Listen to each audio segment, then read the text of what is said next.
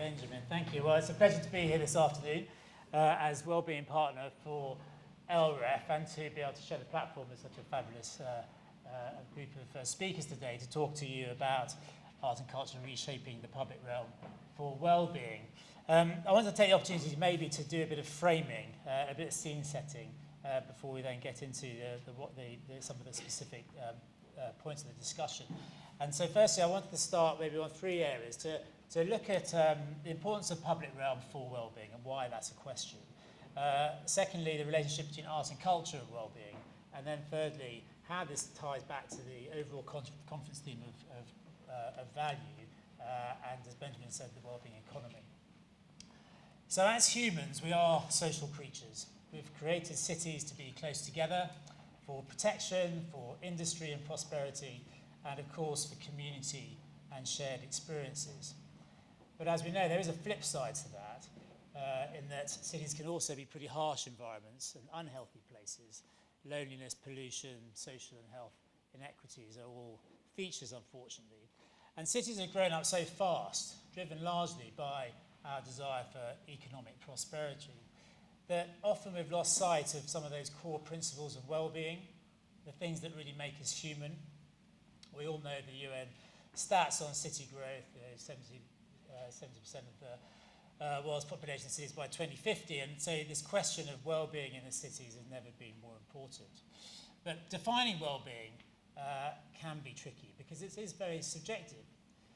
We spend a lot of time thinking about this in Therme Group and how you define well-being. We have teams of academics and scientists looking at this question all the time. But there's an instinctiveness to it as well. You know, we know when something feels good. We know when a place feels good. It induces well-being, or also when it's lacking. We can walk into a place and feel that it's soulless. It could be ugly, harsh, poor materials, noisy, smelly, all these things that generally make you feel depressed and bring your mood down. But conversely, we can also be in a space that is very uplifting, where it's beautiful, it's full of character, culturally activated, let's say. So unquestionably, the built environment does have a significant impact on health and well-being, physical, mental, social and spiritual. Now culture is the very essence of being human. Culture leads society. It's what we eat, it's where we live, it's what we do for work and play, how we learn, who we connect with. Art and culture creates opportunities for social interaction and community engagement within the built environment. Art installations, musical performances, festivals, they all serve as gathering points, bringing people together and fostering a sense of belonging, whilst also stimulating the economy and bringing a sense of community pride. So people will continue to want to live in cities because of this cultural experience. It is good for us. It's also about inclusion, accessibility and equity. It's all very well having beautiful places and public realm in affluent parts of town, but where it really counts is in our poorer communities. So how do we measure the value of well-being in our communities? Well, I said that we believe the greatest cities has come through this GDP-driven society. But now we're moving into this kind of post-growth stage. We're talking about circularity, retrofit first, donut economics, and of course the one that resonates most with us, the well-being economy. This is the shift beyond GDP as the measurable, not growth at any cost. And we really believe in this measurement shift. The well-being economy is designed to serve people and planet first, not the other way around. So we need to be measuring things like health and life expectancy, environmental impact, life satisfaction, happiness, safety, social cohesion, cultural diversity. These are the important things, ultimately social impact. And one of the best possible measures, we believe, of valuing the impact for our communities is looking at health creation, keeping people healthy in our cities. No need to cure them if you keep people healthy. Health creating cities is the goal, creating healthy places. So yes, art and culture does unquestionably have a profound effect on nurturing well-being within the public realm. And now you're going to hear some amazing examples of people actually delivering to that. Thank you. Thank you very much, James. It was very, very good setting the scene for us. Now we are very lucky to have Minna Arve, who's the Mayor of Turku from Finland here today. So Minna, could you say a little bit, and it kind of links very nicely into James's point, how does investment in arts and culture fit into a citywide strategy for well-being and economic prosperity? Thank you, and it's really a pleasure to be here. Just maybe to put you in the map in the first place, you know, Finland is the happiest country in the world. So I must be the happiest person in this room, probably. Turku is located on the southwestern coast. We have the shared archipelago sea with Stockholm. So on the other side you have Stockholm, on the other side Turku, and then there is Helsinki going eastwards in Finland. So that's kind of mapping Turku somewhere in your state of mind. And we know that culture actually and arts can be a game changer in transforming cities, and we have experience from that. We were serving as a European Capital of Culture 2011, and that was really a game changer for our city in many ways. And just a couple of examples of that Turku is an old city. We are celebrating our 800 years anniversary in a couple of years. So there was in this kind of old atmosphere of being great in the past, and people were a little bit looking more backwards than forward. And that year really changed that kind of atmosphere in the whole city, not only as a city, as an organization, but also for the humans and people in the city. And I would say that since then we have realized that actually our future is going to be much more brighter than our past was. And culture really was in essence of all of that. And we were thinking about this connection with well-being already from the very beginning of that planning of that year. And our theme for the whole year was actually culture does good. And we were thinking about different aspects for that. What it actually means that culture does good, and how can it does good? And of course it can do good in a personal level. You have experiences, it opens your minds, you kind of create connection with something else, you learn something, maybe you experience and understand other people better. But as a city, it's also creating good for, of course, we enjoy that our residents are happy, they have interesting lives. The cities must be also fun, you have to experience something, so culture can provide that. But also from the economic point of view, there's a lot of new, for instance, restaurants popping up during that year, and they still exist. We were creating a totally new kind of food culture into our city. We learned to experience and consume culture in many different ways, and that created a lot of growth in our economy as well. We were counting that during that year, we invested as a city some 18 million euros for that year, and totally the investments for the year was like 55 million euros. And the effect for the economy in the region was 260 million euros. So it's also doing good in economically wise that you invest in the culture and experiences, and that the city can be interesting place, not only for its residents, but also potential residents and visitors as such. And I think that was something really that we learned, and that's what we are going to do in a bigger way now.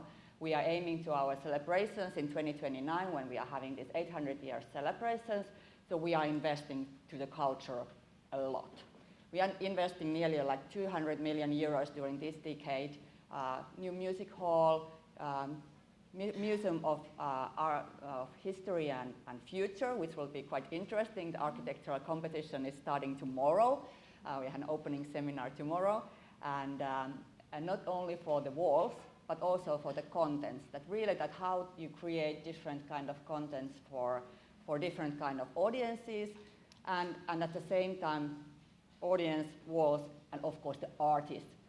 Without artists, there is no art and culture. And it's also, we have a lot of freelancer artists in our city, and we are providing house for them and home for them, and encouraging that way also that culture can create good in the future as well. Thank you very much, Mina. Really good to get a citywide perspective. And now we're sort of coming down a little bit in scale. We're joined by Catherine Howe, who's Principal Regeneration Officer at Ealing Council. Now, Ealing, you have a cultural manifesto that you're delivering. Can you tell us a bit about how you're delivering that, a bit about the manifesto and the different scales and areas of the benefit to local people? Okay, thanks, Benjamin. Thanks for having me today as well. Great to join you all. So yes, we published the Ealing Cultural Manifesto earlier this year, and that's been co-authored with the cultural sector across the borough, where we've had a task force made up of the Ealing Arts and Culture Network, but also youth collectives that are based in Northolt, Acton and Greenford. And we've also had a local travelling installation to prompt local conversations around it as well. So really embedding that within the sort of writing and the authoring of the manifesto itself. So one of the key principles is cultural democracy, where our 367,100 creatives of the borough are all involved. So that's all of us. And now we're moving in to deliver the action plan for the project. And that's looking at including a cultural infrastructure plan, so where we can safeguard and grow existing cultural places and look to where we need to create new ones and embed them in the IDP that we're working on at the moment. We're also building upon our 20-minute neighbourhood approach, which is locally focused, community-led, and we're working to establish what projects could have the best impact locally with the people that live there. So a couple of examples are Northolt and North Acton, where we're working with local artists at the moment.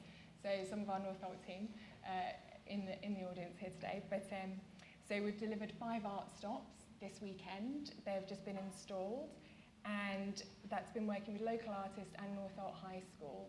And the project is a precursor to a wider art strategy for the area, so that there are projects coming through on the ground tangibly in the short term as well. In North Acton as well, we're building upon the Acton Mural Trail, and we're working with our CEZ, which is joint with OPDC, to showcase and celebrate the local creative sector in that area, and to embed arts and public art within the developments that are coming forward in an area that's changing rapidly. And that, again, is part of a wider public realm strategy for the area. So it's how their immediate pieces can be part of something longer term. We see the benefits of these projects to enable community agency over their local public spaces. And it's an opportunity to express local identity and have its capacity building in delivering these projects, and an opportunity for local artists to showcase their work as well. There was one thing I did want to mention, which was we ran the Arts and Culture Survey in the run-up to their manifesto, and we also had the vast majority of respondents commented on how arts and culture positively impact their personal well-being. So their engagement within these projects can really help to that sense. And I'm not sure how I'm doing for time, but participation, I've got a couple of facts. But we also know that participation in structured arts activities can increase cognitive abilities by 17%, and students from low-income families, if they're involved in arts early on, then they're 3 times more likely to continue into higher education and complete their degrees, and twice as likely to volunteer in the future. So it's fostering this, embedding it and growing it within the borough for our residents.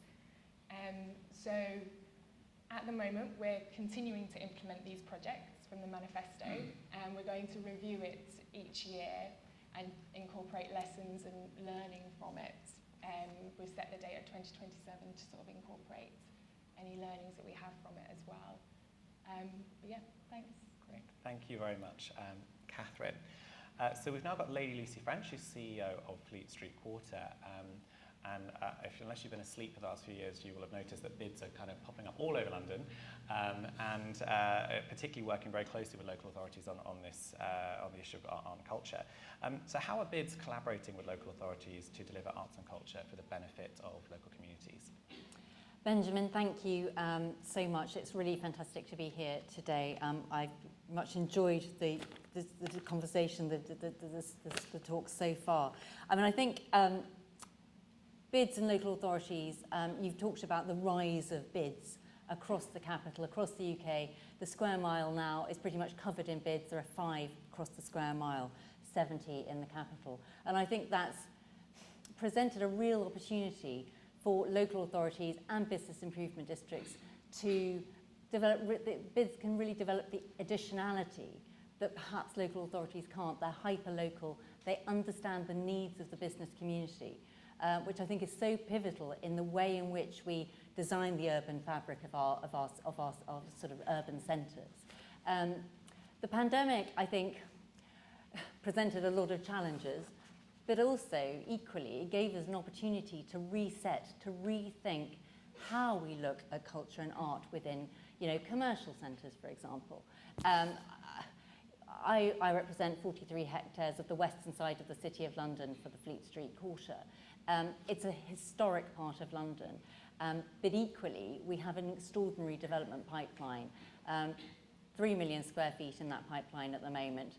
34 individual developers all having decided to invest in a particular area, each of them having to deliver a cultural strategy.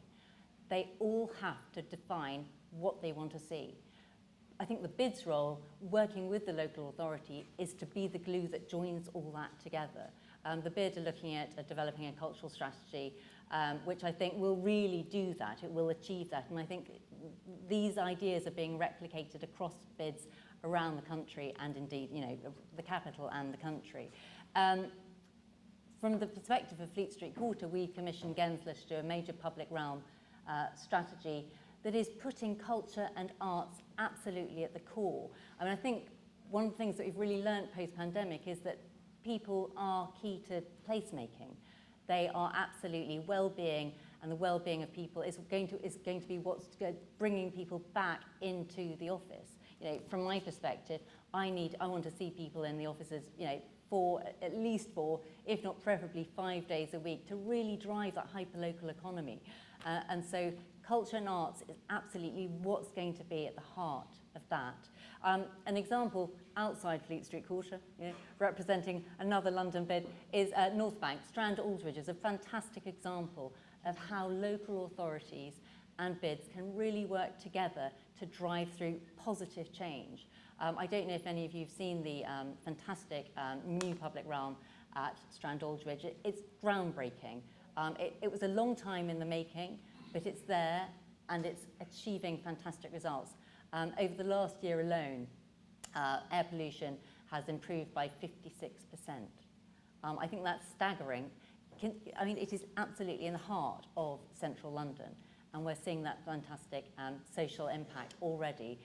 It's delivering a cultural strategy. It's going to be a place where people can thrive. They can see arts and culture absolutely at their very best. I think one of the things for me that I keep pondering is, what is culture today? What is art? I think we've had a pause and we're rethinking what that is. Culture's been called the way of life of an entire society, and I think that's something that we really need to hold on to. I think we need to embrace everybody, really developing strong cultural equity within our communities. I feel privileged to be running a bid where I get the opportunity to speak to people, to understand what they want to see, where they want their city to go, and really trying to implement that with the local authority. And so I hope that additionality is where the bids really come in trying to really put money into feasibility studies, put money into making things happen, making cultural shifts happen. So I think we're in a good place. I feel very much now is a time for change and for the reinvention of urban centres, really, really celebrating and embracing culture for the 21st century and beyond. There we are. That's Thank you, Lucy. my thoughts. Very aspirational. Thank you very much, Lucy. We're also joined by Leah Gash. She's director at the World Cities Culture Forum, and when we caught up online, Leah has all these amazing facts that I think it would be great for her to share with us. And I'm wondering if you can outline some of those key kind of stats and best practice examples of how city leaders are using culture to benefit their cities. Thank you. Thank you so much. And yeah, fascinating to hear all these great examples. I'm going to build a little bit on Turkey, so the international perspective. Before I do so, a little bit about World Cities Culture Forum. We are a network of 44 cities across 6 continents. Together, we represent about 245 million people. We were set up 10 years ago by the Mayor of London. He is our patron. And we believe that culture is a key ingredient for thriving cities. Or like Mina said, they're a game changer. I like this. Culture is a game changer for cities. What we do is we do a lot of benchmarking across all our cities. And we also get together once a year where we copy each other's ideas, the best ideas. So I call it an IP-free zone. You come in and you copy other cities' best ideas. And that's what I want to share with you today, some of those ideas. So first of all, I want to take you to Sao Paulo. So go to Sao Paulo in February, where the largest carnival in the world takes place. In 2023, 15 million people took part in the carnival, in the streets of Sao Paulo. That was with 25,000 performers for 13 days, over 460 street parties. So imagine nearly 2 Londons of people partying in the street, dancing samba. That's what the carnival is in Sao Paulo. Hold that thought. What if I tell you that Sao Paulo is one of the loneliest cities in the world? It's a bit what James was saying, you know, cities can be harsh. So actually, 46% of citizens in Sao Paulo say they find the city a lonely place. And they're not the only city. Hong Kong is also 46% loneliness. In New York, it's 52% of people feel lonely. So loneliness, isolation is a big issue in cities. And it's linked to housing, and it's linked to economic inequality, and it's linked to access to healthcare. There's a lot of things that are linked to social loneliness. And we know, the researchers tell us, that the greater the wealth disparity in a city, the more people feel lonely. And researchers tell us, why is that? Because of lack of trust. Interesting, I think when we talk about value of trust and building trust, how do we build trust? We build trust by interacting, by talking to each other, by connecting. So I think that's why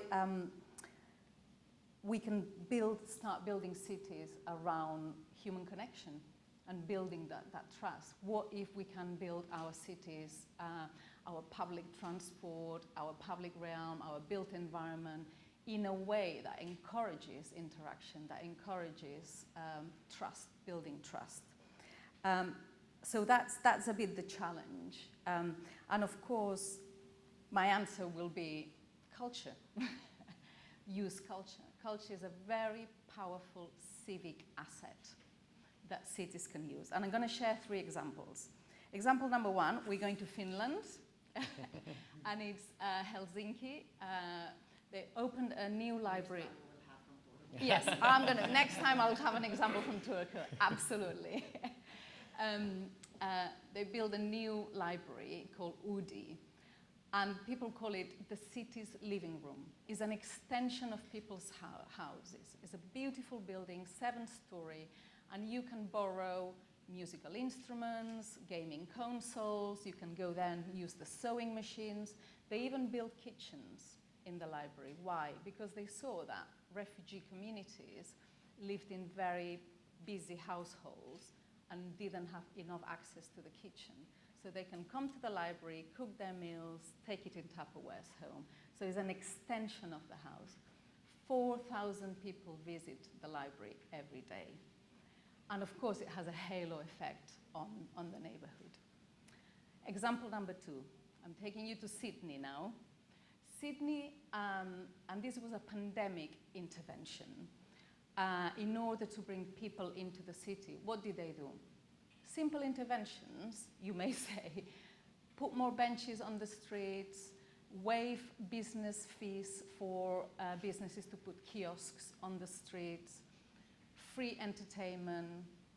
What did that bring? Increased footfall, 10% increase in business spend, so it's good for business as well, and much higher engagement in the community and pride. So what they decided to do in Sydney is not just to do it as a pandemic intervention, they've extended this intervention for the city, and it continues. Other cities have done this: Toronto, Buenos Aires, Milan, London. Sometimes small interventions, license a wall for a mural. Small intervention that can have a big impact. Example number 3, Montreal in Quebec. The city planned and developed in the city center 1 square kilometers of in the downtown called Quartier des Spectacles, and is an area where people can live, work, and importantly, play. And it's a playground for adults, not just for young people. So there's seesaws and the swings, and when you go into the swing, the quicker you go, the music goes faster, and you can wave your hand at a building, and the projection changes. So you're interacting with the built environment, and you're interacting with other people in that area. So it's a living sort of city. Fantastic example of how they've built right in the city center. And that's where most festivals take place in the city. But back to Sao Paulo. Why do 15 million people get together to dance? Because we need the human connection. You're saying we're social beings. But what do these interventions have in common? And just to finalize, 3 takeaways from these case studies. Number 1, value. We're talking about value here. And I'm from Barcelona originally, and we have a saying that says, it's stupid to confuse value and cost. So lesson number 1, these things cost money, but often not a lot of money, and they're one-off cost, but the impact and the value is long-lasting and outstrips the cost. So encouraging to differentiate cost and value. High value for small cost intervention. Number 2, what they have in common is that there are interventions like we've seen here, is like very close interventions. Some people talk about transit-oriented development. Is this 500-meter radius that you have to develop? But there's some research in Stockholm that says that's wrong. We should be looking at 100 meters, what the eye can see. And it's what you were saying in Aldwych, in Fleet Street, in Ealing, the interventions that you're doing is what the eye can see. Small interventions, really, really local interventions. Are there places to sit? Can I talk to people here? Can I stay longer here? Can I linger? It's really, that's sort of much more closer to us. And then finally, it's collaboration. You've all said it. With businesses, with the people that live there, with the local authorities, and with artists. Bring artists into the conversation early on. Bring imagination into the collaboration, because it will bring new things. Thank you so much. Thank you very much, Leah. You've gone ahead and answered almost all of my questions. And I particularly like the playground for adults. My partner and I can often be found on the trampolines at Aldgate, which we get told off for often. So we need to do that. Maybe let's do that in Fleet Street. So I'm going to ask 1 or 2 questions. We've got about 15 minutes. Please do send questions through Slido. But a couple of things came up for me in this. And I think, Catherine, you mentioned it initially, but you've all made the case for culture. How do we make sure that we're genuinely involving the people who this impacts? So we talk about communities, but it's also, it's city workers, it's people who are visiting. How do we know what they want and that we're doing the right thing? And actually, I think, Catherine, you mentioned you had a survey. What level of people and response do you need to get to make sure that's the right thing? How do we give those people agency and actually what happens to their places? So maybe if I go Catherine, Mina, and then Lucy, because I think the three of you will have a view on that. Okay. It's a different question. No, and I'll that's come fine, to James that's as fine. well. So I think it would be, so in terms of giving people agency over the arts and culture in their space and involving them, I think it's talking about, it's starting the conversation with them. It's having it so that they're part of the conversation, they've got access to that conversation, but it's also relevant for them. And it's something that is something they'll be inspired to be involved in as it moves forward as well. So I think, especially, I'd mentioned we've been working with youth partnerships across the borough, and they've been working on great projects of exhibitions and films, and working with great arts institutions, both within the borough at Pittshanger, but also at like V&A and Tate Lates and Gunsbury as well. And I think something we're really finding with those is that the young people are really involved and invested in part of it early on, but how do we make sure that they are still inspired, or it still remains relevant for them in the future?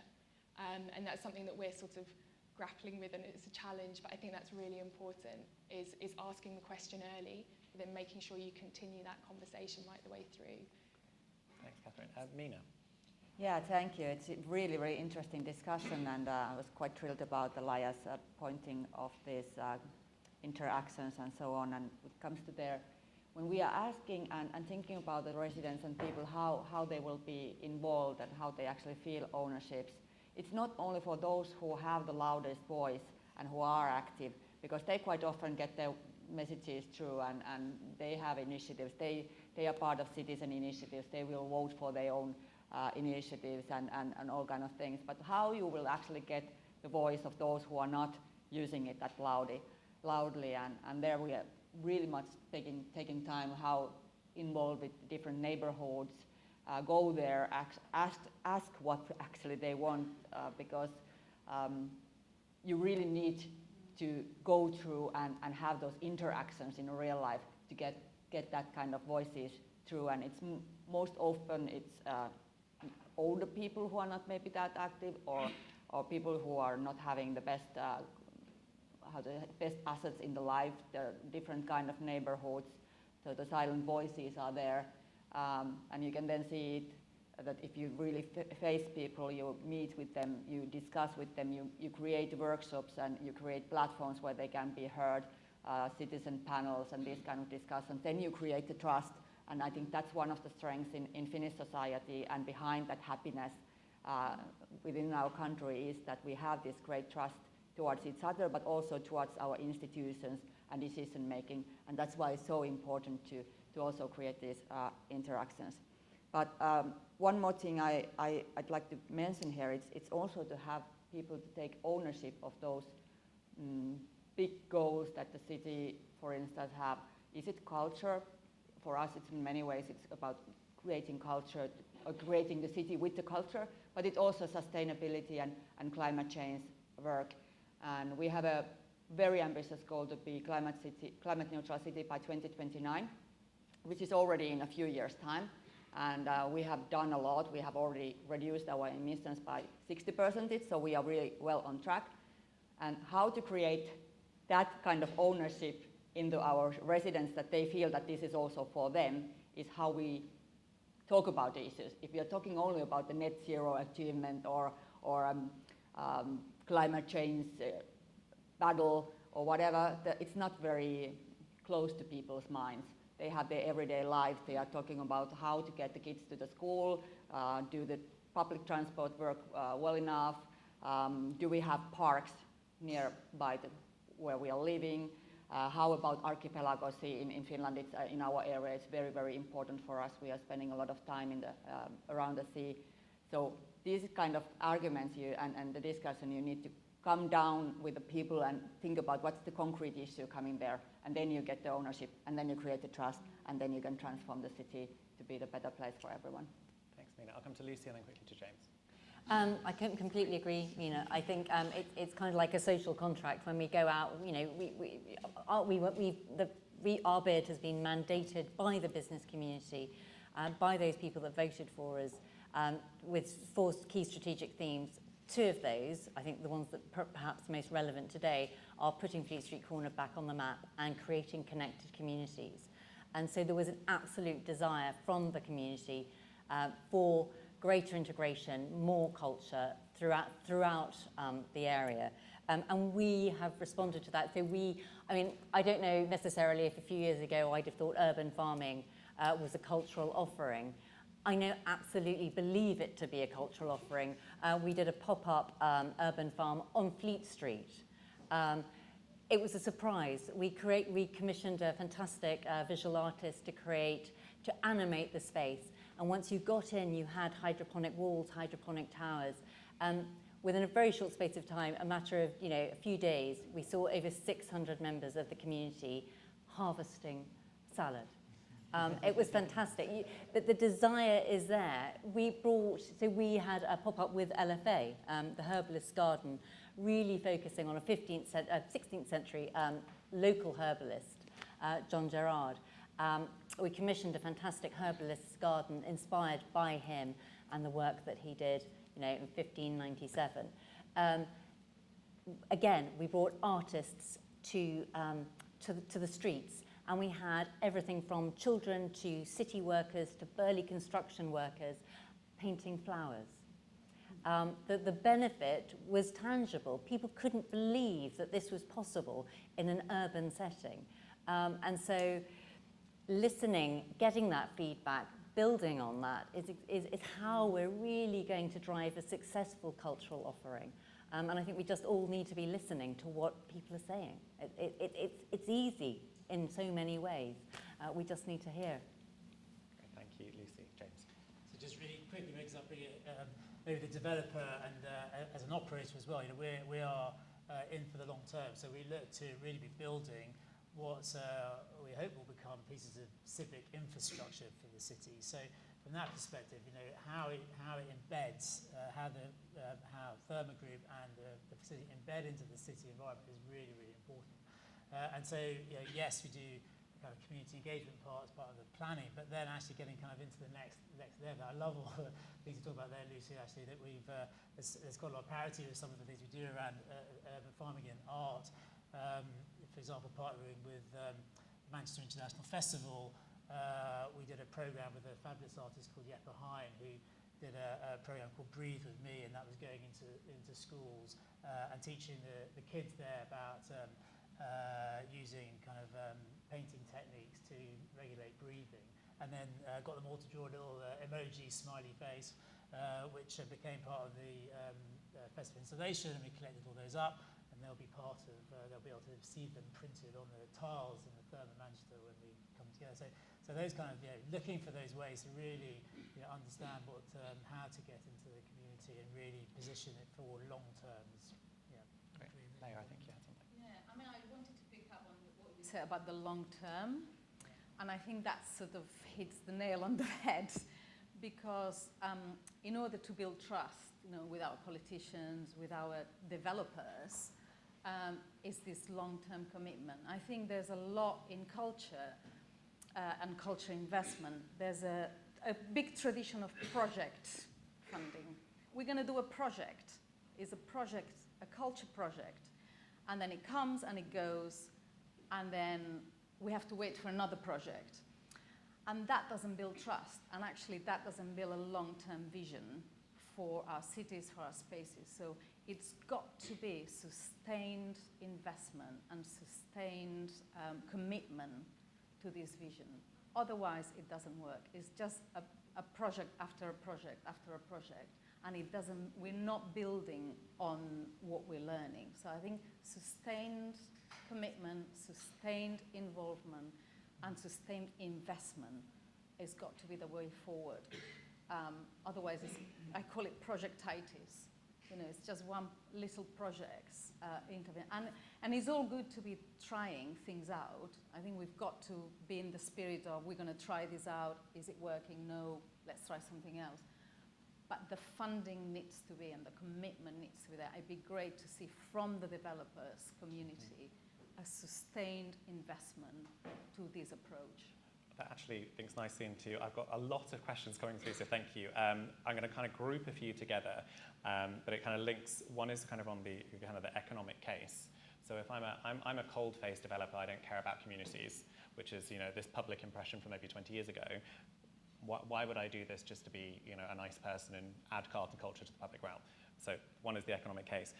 The second one is a question directly that's come through on kind of cultural drivers of cities being that kind of evening and nighttime economy. As I say, the perception is that noise affects well-being and sleep. How can we help the evening and nighttime economy? And is this something that you sort of thought about? So who wants to go first on this one? James, you're nodding your head. Yeah, happily, certainly on the economic case, because you know, we are a private organisation. You know, we do need to also there's clearly a clear commercial element to what we do. But when we talk about a well-being economy, that doesn't mean you can't make money. I mean, so prosperity and being prosperous, you know, evidently can be a clear pillar within a well-being economy. The point of it is that you don't put that above everything else. So its purpose, at least alongside profit, maybe before profit, but in most cases, in this case, you put it at a level of purpose with profit. So, you know, yes, if you are delivering, if you're delivering facilities and you're generating, some of the other panelists mentioned, you know, generating economic stimulus through activations, bringing people together, people spend money when they're together. You know, all of that is really healthy for a city infrastructure. And for a private developer, you know, if you provide facilities that people want and you're communicating with them, it feels like it's part of that community. You know, people will come. But one of the key things for us in that balance of, you know, purpose and profit is that, you know, we absolutely want to make the facilities accessible for all. So, you know, it's very much this balance of affordability and making sure that, you know, in a volume business, which is what we are, we build large-scale facilities. We want a lot of people to come and benefit from those facilities, and then the money part of it, the economics of it, you know, balances out. If we were to be more exclusive about things, we build smaller facilities, put the price up, you know. But our economics is about well-being for all, should we say, and that's the balance of the well-being economy. I don't want to answer my own question, but there is also this point on, you know, this is what tenants want, and actually having tenants come and city workers who want to come in. I think, Lucy, you made the point, but maybe I'll come to you, Lucy, next. I mean, I think, you know, there's increasing pressure on the sort of public purse, and so sustainability is it's interesting to look at that. You know, if we have a new administration in a year's time, what will culture look like? Will that be high up on the agenda? So which is one of the reasons I think actually that the pairing of local authority and bid works really interestingly, because actually we do have funds available to really support and drive long-term sustainable cultural impact, which I think is really, really important. And I think actually coming through the development pipeline, developers are charged with, you know, a mandate to secure cultural funding for a certain period. And, you know, we're driving, one of the things that we want to do through the cultural sort of expansion is to drive increased footfall, you know, drive increased dwell time. All of this, you know, it boosts that economic model. And it's like the jigsaw, it's getting all the pieces right. And then you can, you know, potentially have that long-term sustainability, which you know, we're all working towards. Great. I'm going to go over by a couple of minutes, sorry guys. But the piece on the nighttime economy, would maybe Mina? A little bit linking to this, not directly, but because in Finland we have a big discussion about what's happening to the city centres at the moment. While the net shopping is increasing all the time, so big department stores even in big cities are not doing that well, and shops are kind of decreasing their status in the city centres. And I believe strongly that city centres will be, they already a little bit are, but they will be even more kind of experience hubs in a way.